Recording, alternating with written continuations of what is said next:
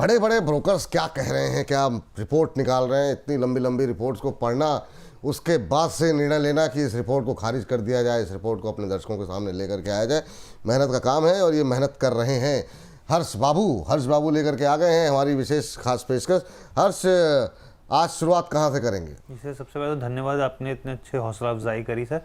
सबसे पहले हम लोग बंधन बैंक की बात कर लेते हैं। यहाँ पे बंधन बैंक को अगर आप देखें तो सीएलएससी की रिपोर्ट है, आउट परफॉर्म की रेटिंग है और 220 रुपये का इन्होंने यहाँ पे टारगेट दिया है। यहाँ पे इनका सबसे पहले ये कहना है कि जो मैनेजमेंट है वो एसेट क्वालिटी को लेकर काफ़ी ज़्यादा अलर्ट मोड पर है और यहाँ पर इन्होंने ये भी कहा है कि जो लोन ग्रोथ को लेकर काफ़ी ज़्यादा पॉजिटिव है।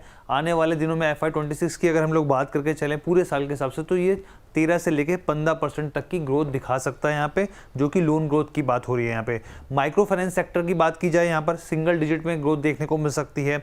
एसेट क्वालिटी जो है उसमें अगर आप यहाँ पे माइक्रो फाइनेंस की बात करें तो उसमें थोड़ी धीमी रिकवरी आती हुई दिख सकती है। इसके अलावा लेकिन ये कह रहे हैं कि FY26 के अगर आखिरी की 6 महीनों की बात करें आप तो एक अच्छी पॉजिटिविटी, एक अच्छी स्ट्रेंथ जो है वो बैंक में देखने को मिल सकती है। यहाँ पे लंबी अवधि के लिए कासा की अगर हम लोग बात करें, कासा रेशो की, उसको बढ़ने से यहाँ पे नेट इंटरेस्ट मार्जिन पे हल्का सा स्लाइटली से दबाव देखने को मिल सकता है, लेकिन ओवरऑल जो है ये बैंक की स्थिति को लेकर पॉजिटिव दिख रहे हैं। ये बैंक की स्थिति को देख करके लेकर के पॉजिटिव दिखाई दे रहे हैं। 220 तक के लक्ष्य यहाँ पर निकल के आ रहे हैं, 163 के आसपास चल रहा है। तो काफ़ी दिनों बाद कोई बहुत अच्छी रिपोर्ट आई है बंधन बैंक को लेकर के।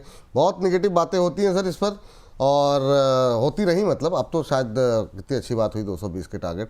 आपके इलाके का बैंक है सर, क्या करना चाहिए अभी?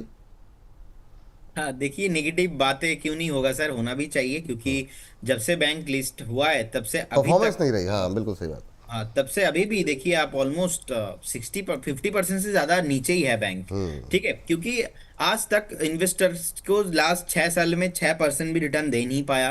और इनका जो प्रीवियस जो सीईओ था चंद्रशेखर घोष जी, उन्होंने बहुत मेहनत करके बैंक को स्टैब्लिश किया, लेकिन मुझे लगता है कि कुछ ना कुछ तो प्रॉब्लम है और भी जो हमें पता नहीं है। तो कभी कभी होता है ना, जो दिखता है वो होता नहीं है। तो मेरा कोलकाता बेसी कंपनी है और मैं तो उनको जानता भी हूँ, लेकिन ठीक है, बेसिकली वही है सर। देखिए, 200 के ऊपर बहुत टाइम से नहीं आ रहा है और ऐसा न्यूज़ भी हमने पहली बार भी देखा है। स्टॉक सस्टेन नहीं करता है, 190 भी क्रॉस नहीं किया। रिसेंटली 130 के आसपास से बेस बना था, तो उस टाइम पे जो है बैंक का जो पीबी रेशियो, बुक वैल्यू जो था उसके नीचे चला गया था, तो बुक वैल्यू से थोड़ा बहुत जो है ऊपर आया है।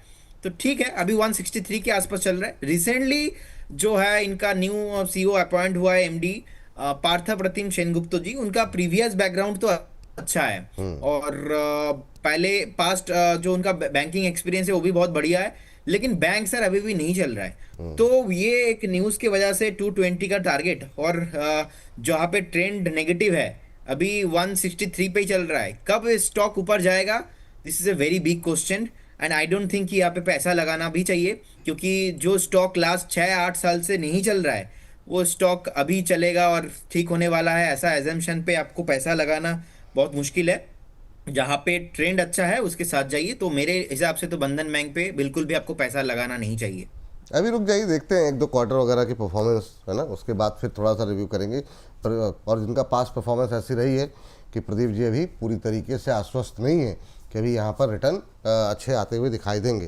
तो देखेंगे आगे चल करके, अगर कुछ अच्छे प्रदर्शन रहेगा तो राय भी बदलती है। इस बीच राहुल यादव जी विपुल सर के कह रहे हैं, विपुल सर उसके बाद बहुत सारे दिल इन्होंने भेजे हैं, तो आपके इन सारे दिलों को मैंने समेट लिया है सर, और ढेर सारा प्यार आपको भी हमारी तरफ से।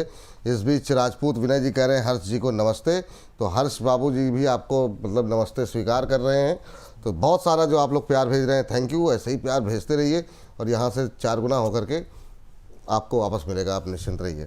चलिए अगली कंपनी के पास के लिए चलते हैं, हर्ष के पास। हर्ष बताइए अगली कंपनी कौन सी होगी? जी, एनबीएफसी की कंपनी की बात करते हैं, नॉर्दर्न आर्क की, और हम लोग लगातार देख रहे हैं एनबीएफसी में एक मोमेंटम बना हुआ है। यहाँ पर आज स्टॉक में एक बम्पर तेजी भी देखने को मिल रही है। डैम कैपिटल की रिपोर्ट है, खरीदारी की सलाह दी है, 335 रुपये के इन्होंने यहाँ पे लक्ष्य दिए हैं। सबसे पहले इनको कहना है कि जो वैल्यूएशन है बहुत ज़्यादा आकर्षक लग रहा है इनको लग रहा है कि जो स्टॉक है एकदम सही वैल्यूएशन पे आके खड़ा हो गया है। इसके अलावा डायरेक्ट टू कस्टमर लैंडिंग जो है वो बढ़ने की उम्मीद लगा रहे हैं। ये कम ब्याज दरों से यहाँ पे मार्जिन और बेहतर होता हुआ दिखेगा। यहाँ तक कि जो फंड मैनेजमेंट है और साथ ही यहाँ पे प्लेसमेंट बिजनेस फीस है उसके मामले में भी यहाँ पर कंपनी की जो इनकम है वो बढ़ती हुई दिखेगी और रिटर्न ऑन यहाँ पर जो इक्विटी है उसमें भी बढ़ोतरी होती हुई दिखेगी। FY26 की जो दूसरी छमाही आखिरी के 6 महीने हैं वहाँ पे एसेट क्वालिटी में सुधार देखने को मिलेगा और FY27 में सबसे बेहतर स्थिति अब तक की जो एसेट क्वालिटी की यहाँ पर बात की जा रही है वो निकलती हुई देखने को मिल सकती है। FY26 से लेकर 27 के बीच में 39% अर्निंग्स कैगर के हिसाब से उम्मीद जताई जा रही है। ठीक, ये बात है सर। नॉर्दर्न ARC कैपिटल पे बहुत लोगों के सवाल थे। आज एक हमारी एक दर्शक थी, महिला दर्शक थी, उनका नाम अब मिस हो गया मुझसे, और वो कह रही थी कि मतलब IPO टाइम से होल्ड कर रहे हैं, क्या करें अब तक। क्या सर व्यू क्या रहेगा सर आपका? यहाँ पे पॉजिटिव रिपोर्ट आई है डैम कैपिटल की, लेकिन कई लोगों को उतना अच्छा रिटर्न मिला नहीं यहाँ पर। आज ज़बरदस्त रैली है नॉर्दर्न ARC कैपिटल के अंदर, 8.5% की तेज़ी है, 335 के टारगेट निकल के आ रहे हैं। आपका व्यू क्या रहेगा सर?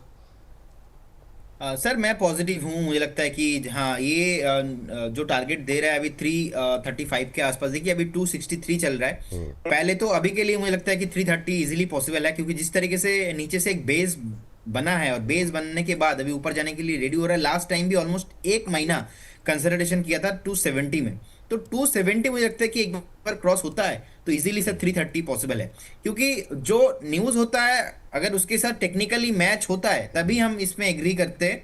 तो मुझे लगता है कि easily Vipul ji 335 340 is coming soon possible है।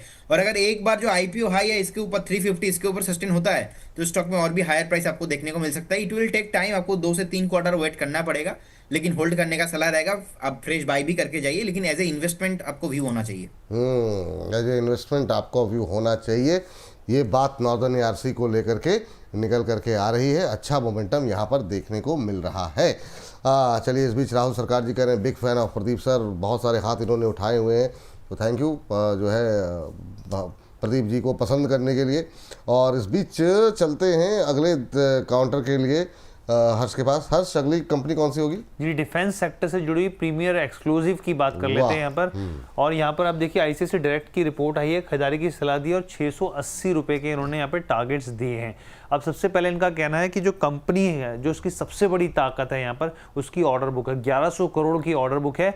और आप ये समझिए जो सेल्स है कंपनी की उससे डबल है ये यहाँ पर। तो यानी कि जो इसकी सबसे ज़्यादा ताकत की मान के चल रही है इसकी ऑर्डर बुक है। दूसरी चीज़ यहाँ पे कह रहे हैं कि डिफेंस सेक्टर में 85% जो है हिस्सेदारी इनकी होती है यहाँ पे। अगर इनकी ऑर्डर बुक के हिसाब से देखी जाए तो रेवेन्यू जो है FY26 में 600 करोड़ तक पहुँचने की उम्मीद जताई जा रही है। नए प्रोडक्ट्स लॉन्च कर रही है कंपनी, आने वाले दिनों में जो नए एक्विजिशंस होते हुए दिख सकते हैं।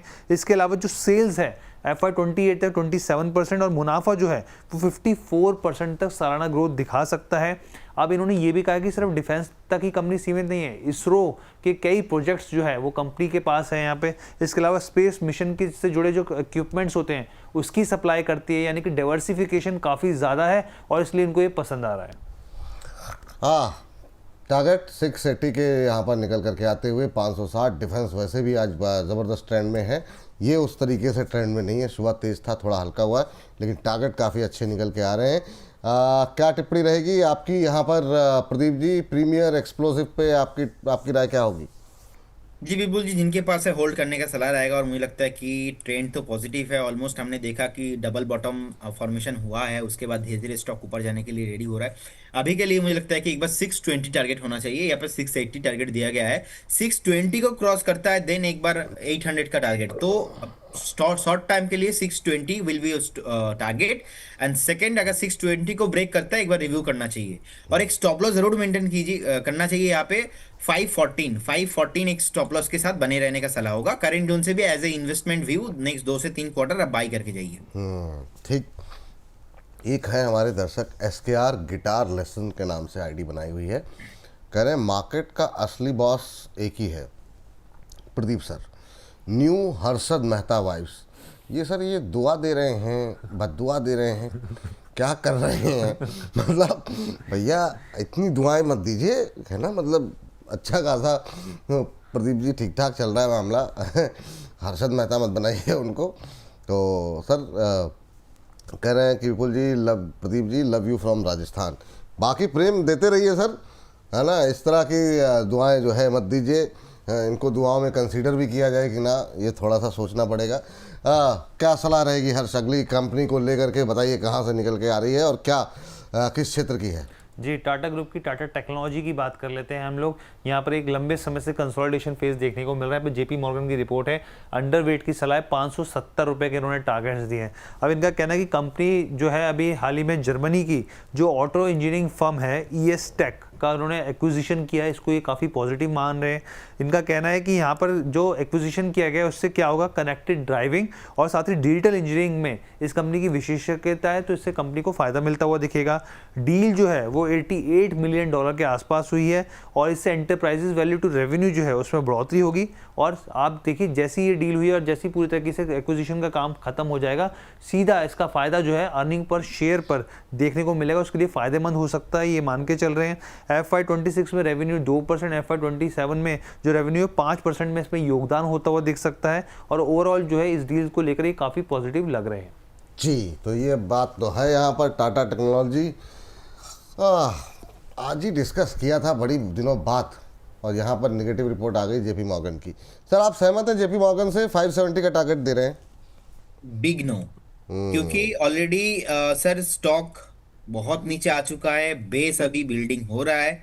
अगर स्टॉक को नीचे जाना था तो 650 के नीचे रहता है, ऊपर ही नहीं आता sir, according to the psychology. अगर प्राइस एक्शन का साइकोलॉजी को हम समझते हैं, forget about the news and everything, Tata नाम के आगे लगा हुआ है। बहुत सारे लोगों का एक मिसकॉन्सेप्शन था कि स्टॉक बहुत जोर से ऊपर जा सकता है, ओवर वैल्यूएशन था, नीचे आ गया। लेकिन इनका जो बिजनेस है, मुझे लगता है कि हमें कुछ टाइम देना चाहिए। तो हर ऑलवेज 3 तरह का ट्रेंड होता है, up trend, down trend, sideways. तो पहले इसमें हमने देख लिया डाउन ट्रेंड। सेकेंड फेज में हमने अभी देख रहे हैं हम कंसोलिडेशन। फाइनल फेज का कमिंग सून अप ट्रेंड होने वाला है। और मुझे लगता है कि 640, जैसा कि अभी हमने आधा घंटा 1 घंटा पहले डिस्कशन किया, 640 एक स्टॉप लॉस होना चाहिए।